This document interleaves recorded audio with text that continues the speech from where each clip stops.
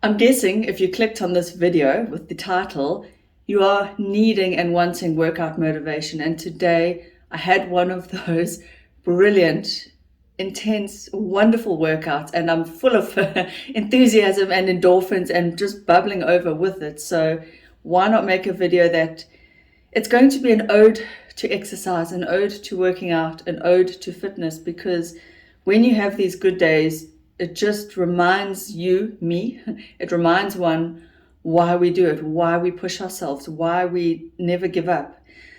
And if you don't start, you'll never have these days. So please, if you are on the fence, sorry, eyelash, sticking to another eyelash, if you're on the fence about exercising, you don't want to start, you're not sure if you're going to start, just start.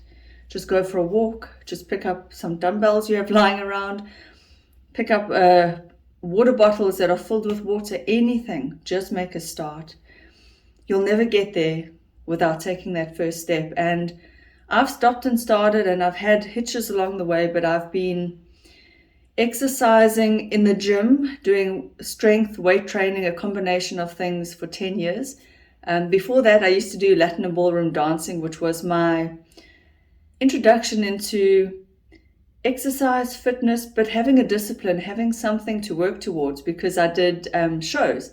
I danced in a few shows, and I'm not a good dancer. It's not a natural talent I have, but the discipline of working towards something, getting up on a stage, was like, it was that goal. And what I have found now with my fitness, those who know me will know that I've done 4 fitness competitions many years ago.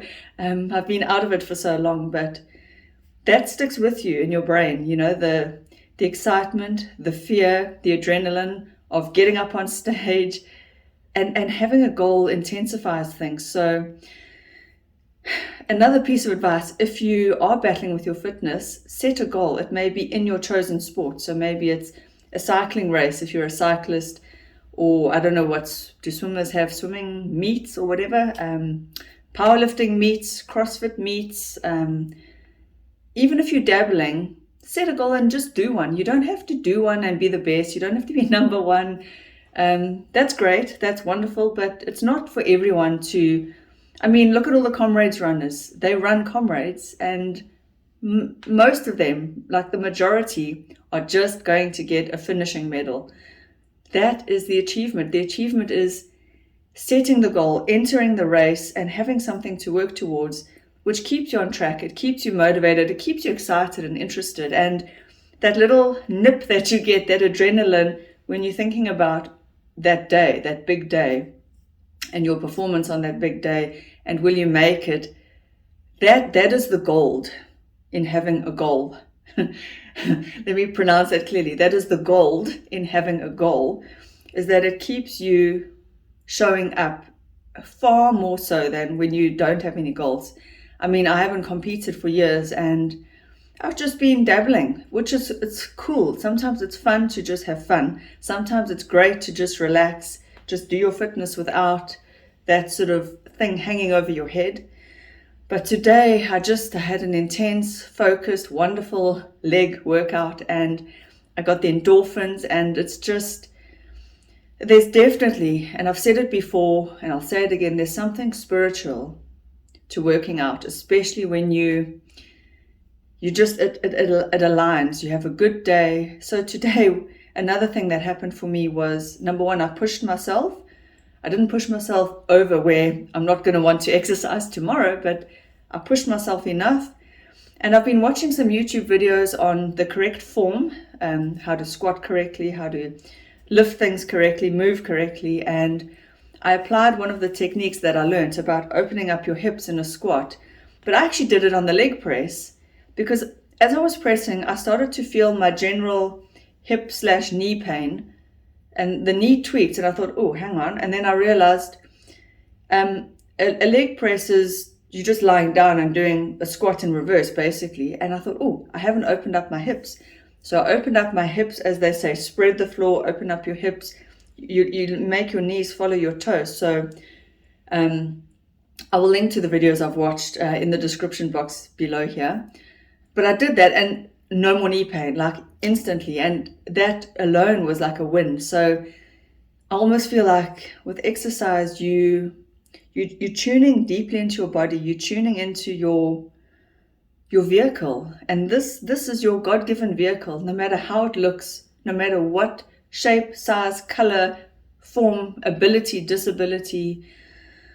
This is what you have. This is what you have to work with. So you either try and disregard it and don't pay any attention to it. Don't worry about your fitness. Don't worry about your diet. Don't worry. But I know for myself, when I do that, when I just give up, I feel sluggish, unmotivated. I feel more tired. I don't know, I just don't feel good. And then, of course, when I go through phases where I'm not really interested, not training hard or not at all, or not worrying about diet, and by diets, I just mean being conscious of what I'm eating, trying to make healthy choices. Of course, I eat junk food and stuff, but overall, healthier choices, and overall not going over my calories too much. So when I'm more conscious, it actually makes me more conscious in general and more present and aware of my whole day. It's crazy, but exercise and being conscious of your body and being in this vehicle, it can, if you allow it, it can bring you into this present moment very deeply. So using your body as a vehicle to become present in the moment, it can happen. It can work. So it's not all about vanity. It's not all about how you look. A lot of it is functional. For me, especially now that I'm getting older, I need to maintain my strength because I can feel that as I get older, things are aching. I don't want to move around as much. Naturally, that inclination is there. Now that I'm on top of my hormones with my doctor, actually, side note, we dropped the estrogen. He said it wasn't necessary. He didn't like it going so high, blah, blah, blah. Anyway, that's a whole nother video. But as a woman who's pre-menopausal, you have to look at your hormones. Like my thyroid medication now is on point. These things help, so don't disregard that. Get that in check before you really want to give it your all in the gym, because your recovery is very important and it does slow down as we get older. But anyway, when you're in balance, see a doctor, see a professional, whatever it takes, but don't give up on yourself. Please do whatever it takes. And as you get older, if it means exercising every other day, do that so that you have one day of recovery. Exercise on the Monday, rest on the Tuesday, exercise on the Wednesday, rest on the Thursday, exercise on the Friday, rest on the Saturday, then Sunday, then you can go Tuesday. You know what I mean? You can do it like that. You can do 2 days on, 1 day off. You can do heavy day, light day. You can do weights, then cardio. There's so many ways you can break up your exercise and make it fun and play and smile while you're exercising. That's another thing. I remember reading somebody's Instagram post about how she smiles when she runs. And if I'm going through a difficult moment in a run, let's say I'm running, I smile and I'm like, oh yeah, that's not so bad. So I just think there's a feeling you get when you boost your endorphins, when you challenge yourself. Like today, I challenged myself. I went a bit heavier.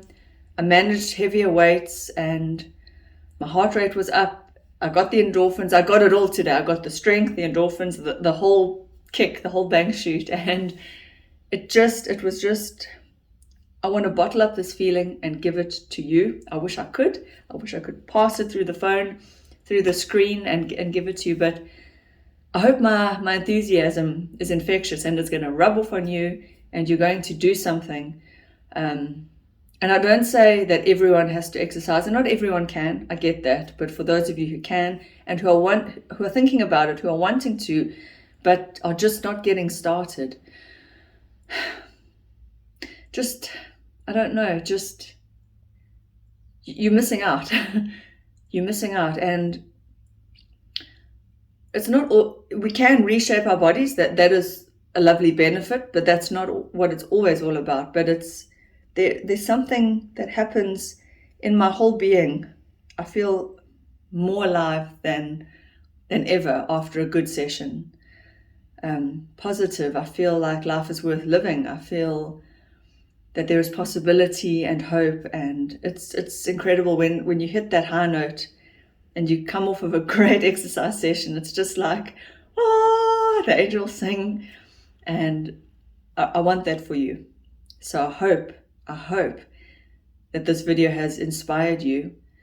And when you're feeling sore, just know that that's part of the process. It's natural. You will feel sore. Your muscles will take time to recover, but enjoy that. Like almost, you get to a point where you almost enjoy that process, that feeling. And the pain, it's not a pain. It's not like having your arm cut off pain. It's a pain that you're getting stronger, you're getting fitter. So try and tell yourself, I do. I'm into the exercise pain. Tell yourself that this pain that you're feeling is not actually pain, it's growth. I think that's the way of reframing it. And even with eating healthy and dieting, I was listening to another podcast or YouTube video, can't remember exactly which one, but it was Hattie Boydell, and I think she's got an amazing physique, probably not a physique that I would aspire to, but it's incredible. Like hats off to her. It's muscular, defined, but still feminine. But she was talking about when you're going through these sort of dieting phases, often we tell ourselves it's going to be miserable, and then we are miserable. But if we tell ourselves, you know what, how lucky am I that I get to do this? How lucky am I that I'm getting to eat healthy? And you almost enjoy it. The whole process can be different for you. So not to be on a diet and then make yourself feel bad, but to maybe reframe it and say, I'm eating in a new way, in a different way, in a better way, in a way that's fueling me. And a lot of us eat for pleasure. I do too. I get it. When you're tired, you're stressed, or you're just not motivated. When we eat the junk, and it does taste good, it's got that addictive, pleasurable feeling and quality. I was thinking the other day, how sad that is the height of the pleasure I'm seeking in my day. That's to revolve my mind around the pleasure of food. It's great, but what about other things in the day? Like now, the pleasure of exercise, the pleasure of connecting with my child, the pleasure of getting things done, ticking things off my to-do list, whatever it may be in your life that you need to do, turn that into a pleasure, not just food. I mean, come on, going for a walk with your loved ones or whatever else it is, try and seek pleasure in the moment, non-food related pleasure, so that you are more here. So even just breathing, taking deep breaths, filling your lungs is so pleasurable because you're alive. You're here. And from being here and alive, this is where all possibility springs. So don't limit yourself to just thinking about the next cool meal or gobbling, stuffing your face. And there's nothing wrong with that. It's great, but not to. I also have fallen into the trap where your brain just is seeking food pleasure. But that's when you're like depressed, you're down, you're unmotivated. So it just holds on to that little bit of food pleasure, little party that goes on in your mouth. But you can actually change that, open up your view, and seek for momentary day-to-day pleasure, smelling the flowers when you go for a walk, patting your dog. So try and make food less important in your mind. But enjoy the process, and enjoy the process of seeing your body change if you commit to something. Well, that's all I have to say. I hope there's some food, quote, not quote, unquote, excuse the pun, food for thought. And I really hope I've imparted some of my joy in exercise to you, because it can be wonderful and it can be very Zen-like, even in the sweat. Have a wonderful day. I will see you in my next video. Please hit the thumbs up. Share this video with somebody who you think might benefit. and help my small channel grow. Subscribe, do all those good things. I hate asking, I hate it, but I've got to do it because otherwise it'll never grow. But have a wonderful day, be blessed. I love you all. See you in my next video. Bye.